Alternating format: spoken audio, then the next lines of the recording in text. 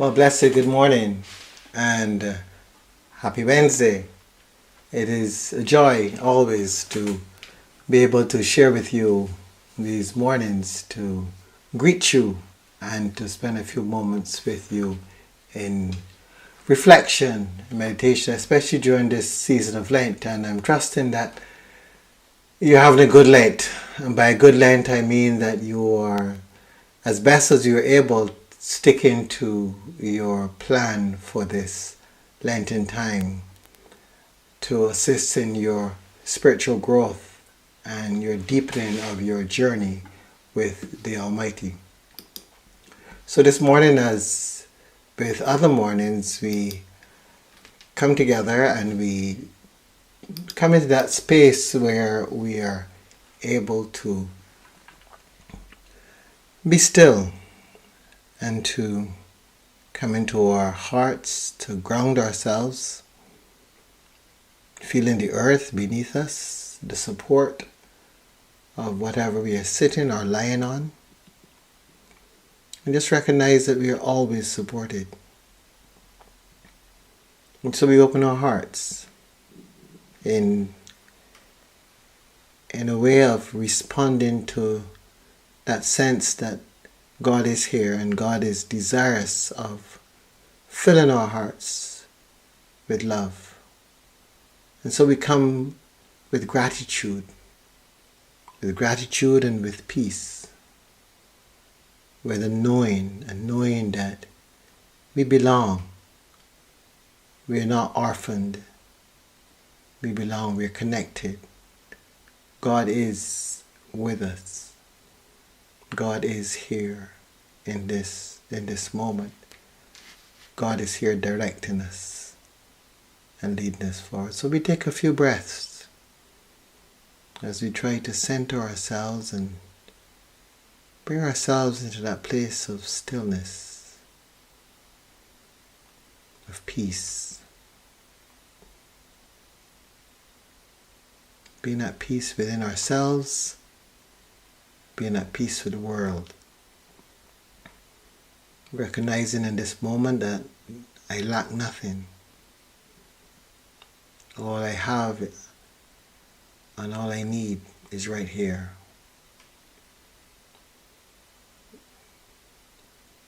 So in this place of stillness, we explore scriptures to see what story there may be for us and what word coming out of that story. And this Gospel of John chapter 5 speaks about the sheep gate where there's a pool. It's called in Hebrew Bethsatha, and it has 5 porticos. And this is a place that persons lay waiting for a little bit of the disturbance of the pool, and many blind, lame, paralyzed persons are usually there waiting their turn, waiting hopefully to be healed. And John tells us of this man that was there for 38 years, and Jesus goes to him and asks, "Do you want to be made well?" And the man begins to say that he has no one to put him in the pool when the water is stirred up. And he complains that while he is making his way, someone else steps down ahead of him. So Jesus says to him to stand up, take your mat and walk. And so the man was made well, and he took up his mat and began to walk. Now it was the Sabbath day. So the Jews said to the man who had been cured, "It is the Sabbath. It is not lawful to carry your mat." But he told them that the man who made him well said to him, "Take up your mat and walk."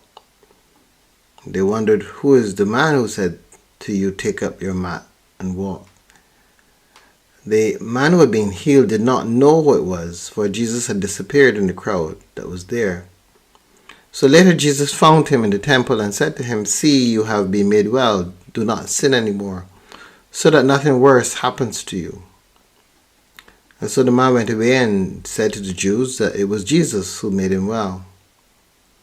And so the Jews started persecuting Jesus because he was doing such things on the Sabbath.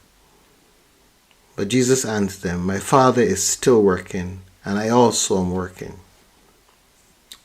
It was because of this reason that the Jews were seeking to kill him, because he was not only breaking the Sabbath, but he was also calling God his Father. Thereby, in their estimation, he was making himself equal to God.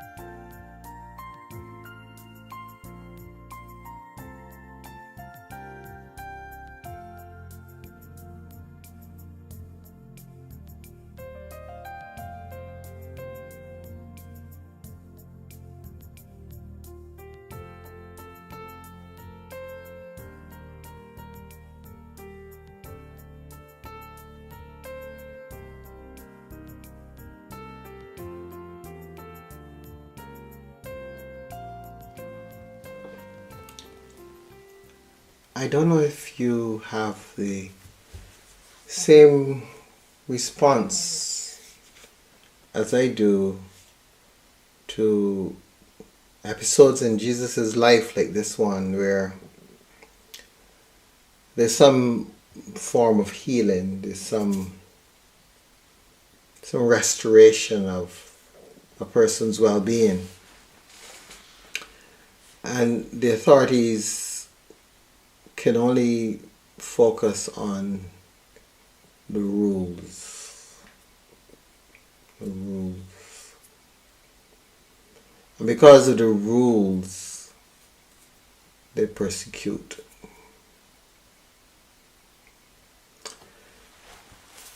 And then in this particular case, there is that sense of being closed-minded, not willing to accept the ongoing revelation of God.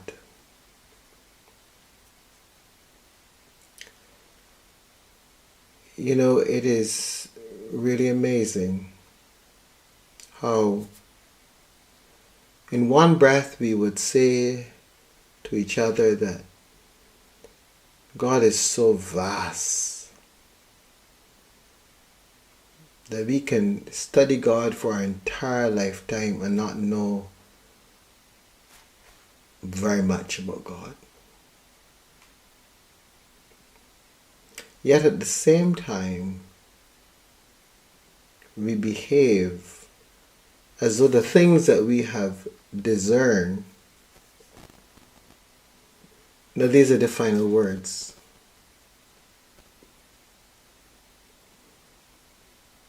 And so we treat them as though they are written in stone, that they're changeless. And to give credence to them, we would say, well, this is what God said. We never say, this is what persons who had a revelation understood. We, in some way, take the human element out of it. And we remove the frailty of the human vessel. And the fact that, using a modern day term, God has to dumb down so much in order to be able to get us to begin to understand. One only has to look at the book of the Revelation with a powerful imagery. Because the beautiful thing about imagery is that imagery is not words. And yes, the author had to write something, but he was trying to describe what he saw. So in trying to describe what he saw, he would have reduced what he saw to words. But what he saw was imagery. And his vision was far richer than the words that we have. It's important for us to make allowances for the human frailty and to realize that there is a spirit of the law. In other words, there is that sense of what is the law seeking to do. Because even in our day, laws are constantly being reformed. And the reason they're being reformed is because you're trying to make sure that the spirit of the law is kept. You're trying to ensure that you don't so lock into the letter that an individual quite craftily can get around in some way, through some loophole. So they're constantly reforming. As life expands and evolves, they're having to reform the law in order to keep the spirit of the law alive. And that's not an easy task, because the law is really there for protection, to help as a last-ditch effort to protect, in a sense, the innocent. And so the law of the Sabbath, for example, is a law that has its reflection on the fact that they had no rest time in Egypt. And that's the context in which we're told it was given.